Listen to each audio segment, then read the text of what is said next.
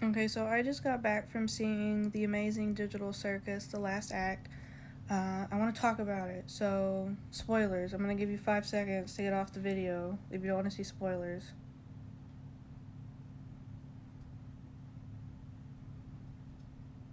Okay, are you gone? Okay, I'm going to talk about it now.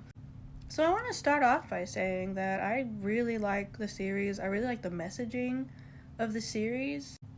I have really enjoyed in the last several episodes the moments where the characters kind of come together with each other and establish their camaraderie. It really strengthens towards the end here. And as you'd see in the final episode, that there is a reason for that. And I'm gonna, again, this is spoilers, so if you don't want to spoil, don't listen to me. Don't listen to this video.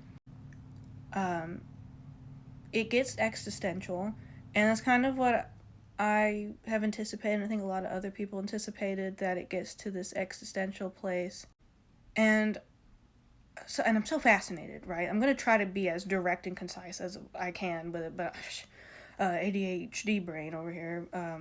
But what I like is the messaging and I guess you say the themes of it in the way the world is right now. With the way the world is and the type of people, myself included, that are drawn to this series, I think we need to hear some of the things that have been said in this show. I wish I could remember verbatim what is said, but I know in the second to last episode, I really enjoy the thing that Pomni says and what they all kind of say together about how, we could sit here and speculate what ifs all day long, but, at the end of it, we need to really come together and stick with each other. And I just feel like there's a good message here. I especially like the themes of grief and like depression and emotional suffering, I guess you would say, because we do know that in general they're all have their own little traumas and all, but what we find out about Jax's character, spoiler, big spoiler, of course I figured he was going to have a messed up background, but hearing, the type of life he had and how I like that he abstracts and there isn't a way back from that. I like that they stick to that because that is very true.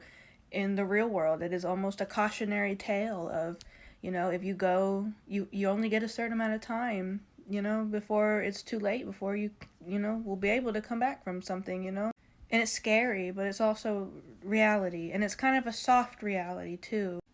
Because while the copy of Jax, of who that person is in real life. Hello, kitty. My cat is here.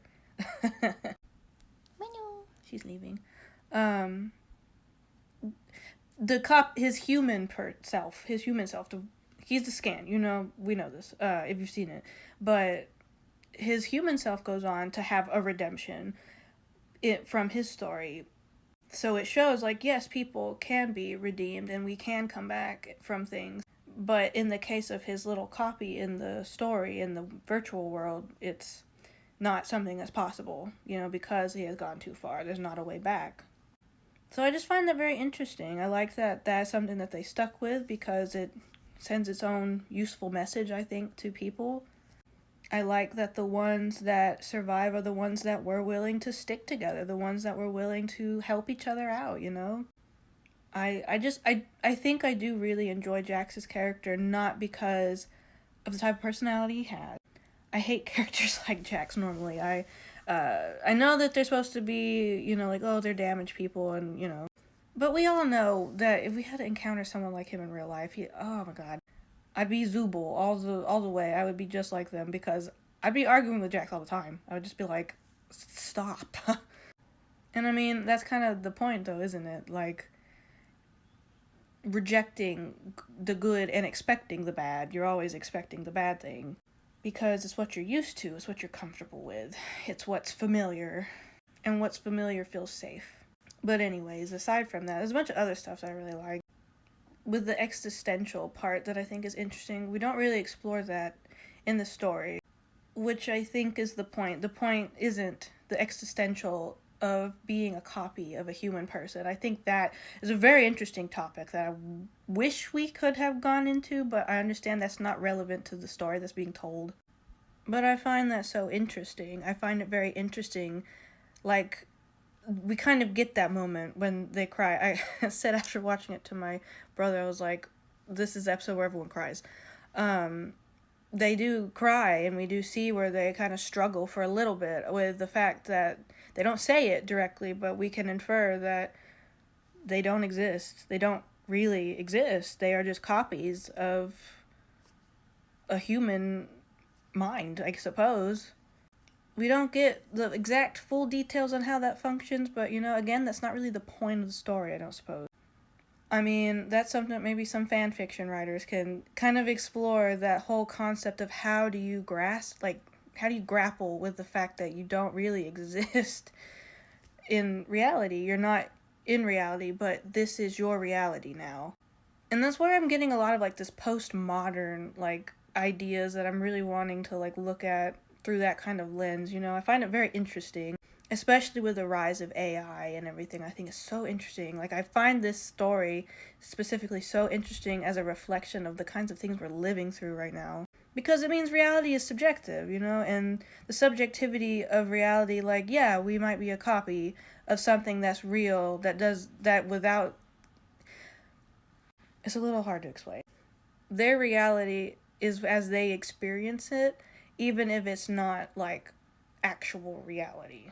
And in a way, it's you think about all the games and stuff that people play, all these online games and stuff like Roblox, or I don't know. I don't play them because I'm not a child, but but you know what I mean? It's your artificial self in these spaces, and through things like social media, through the internet, through our profiles and the way we present ourselves online, they are a fraction of us. They're like a copy of us in the same kind of way.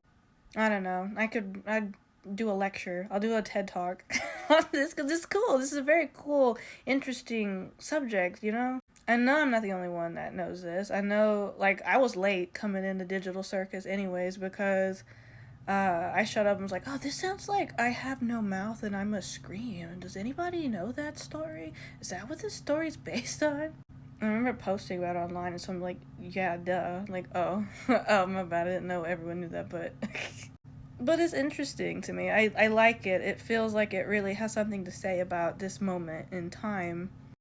I will complain a little bit. There were some things that were kind of confusing.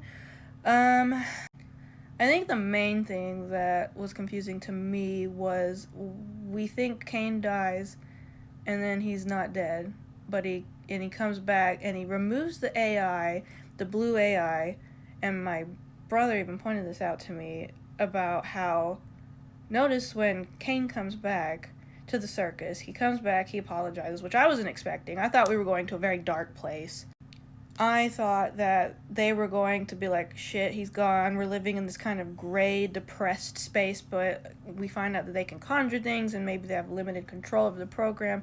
So I thought that they were just going to just find a way to live like that, find a way to live in that space absent of Kane, Which I think would have been interesting, but at the same time, I understand why it was written the way it was. I feel like due to how popular it is and the kind of fans, the younger fans, there's kind of a responsibility of wrapping it up in a more happier way, a more hopeful way. But Kane comes back, and it's I thought he was deleted. How did he not get deleted? But when he comes back too, where's Bubble? Where? So it's was Bubble the blue AI? I mean, it seems like it. It seems like because they didn't come back. But I just thought it was really interesting. I mean, even with that little point, not fully understanding, unless maybe there's some kind of hidden information in some part or whatever to make that clear, I didn't really see how he was able to come back and how they connect to the internet and get a read on all the characters through their real life, their real selves. They are able to find out about their human selves through viewing social media, which again is an interesting idea there. It's if you think about it, it's kind of oh, so you can kind of get this information by accessing the web. We get it. It's very brief. It's a very brief moment. It's not super drawn out. We don't get a bunch of details, but it's just kind of interesting how Kane is able to infer those things from just a brief social media search, and are able to tell all the digital circus selves, copies, what their real human selves are doing. I mean, again, this kind of idea about copies of the self in a digital space isn't new. I mean, I'm pretty sure, didn't Cowboy Bebop, the original 90s anime, they did that? They've done that in Soma. I mean, there's a lot of things that have done it.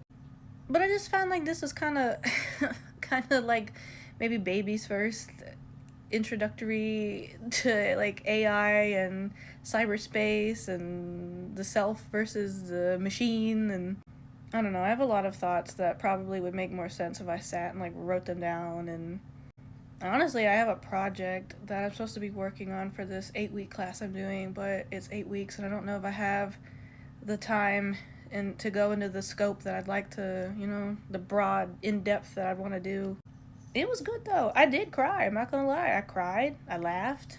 I mean, I did like the sequence where we learn more about Jax. I mean, again, like, you really have to be fairly decent at writing to make me give a fuck about an asshole character. Because I don't usually like them. Even when you tell me what their problem is, I'm just kind of like, okay. But I can always sympathize. That's the thing. I can always sympathize. But it's just kind of like, I do feel sorry for him, and I do really like that he does abstract and he doesn't come back, and I do like that because I like what it says in the story. I like, you know, I do love two little things. I love Zubul being protective of Gangle. I do really love that. I love that non-binary characters are just like kind of like a stereotype of being like the cool character. I do love that. It's really great. There is a scene after the credits too. It's very short, but I liked it. I thought it was cute. It's not even like anything too substantial, but you get to see them as the humans that they are, and I just thought that was nice. So that was a nice little, and we do learn all their names, and that's really cool too.